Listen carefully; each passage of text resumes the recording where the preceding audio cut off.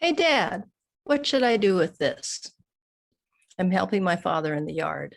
And before he can answer, I could actually go inside the house, get myself a drink, and come back outside. But I don't do that. I wait patiently. Eventually, my father says, put, put, put, put it over there with the rest of the tomatoes. Oh, my poor father. He's never been able to speak.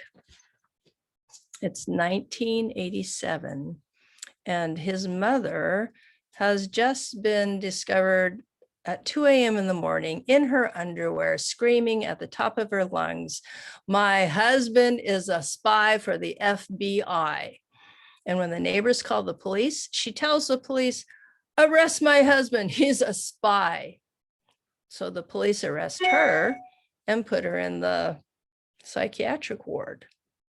Evidently, she's not been taking her lithium for bipolar depression, which in the days before she was diagnosed, we used to call manic depression.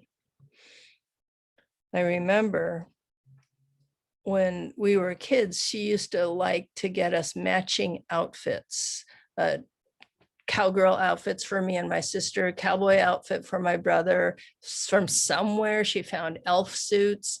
But her favorite thing was to get us Chinese clothes in Chinatown. She'd take pictures of us and they turn into greeting cards for Christmas and New Year's. One year when I was 9, she got blue matching Chinese outfits.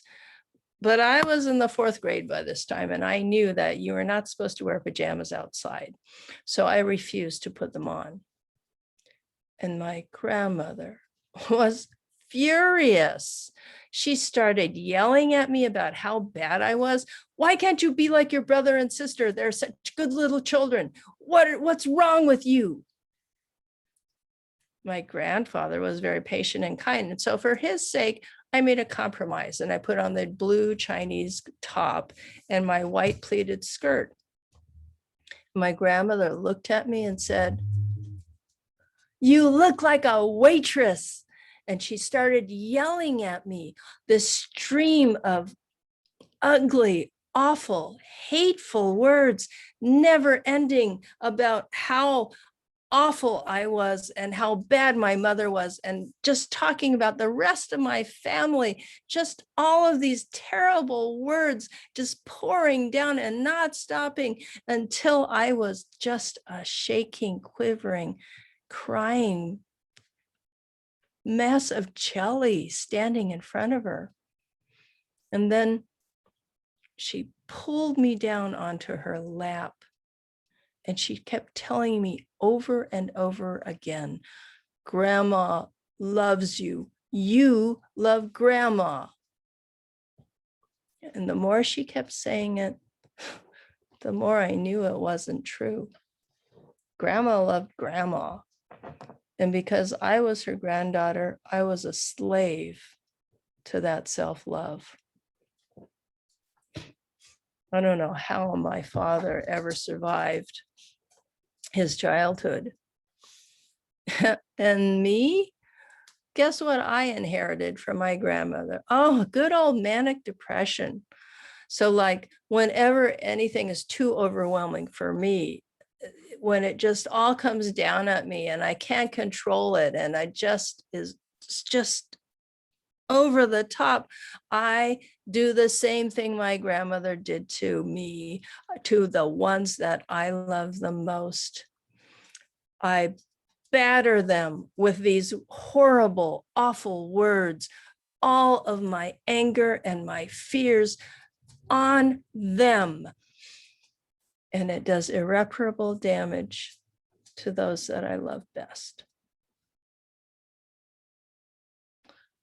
When my grandmother died in 1992, my father began to take classes in public speaking at the community college. And then he joined the Kiwanis and the Lions Club, and he gave public speeches and presentations, and he hosted social events.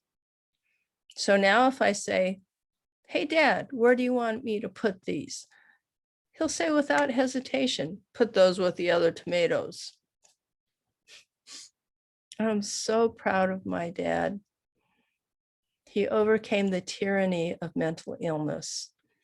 And if he can do that, I can do that too. Hey, Dad, where do you want me to put this legacy of verbal abuse? Get rid of it, trash it, throw it in the garbage, leave it behind.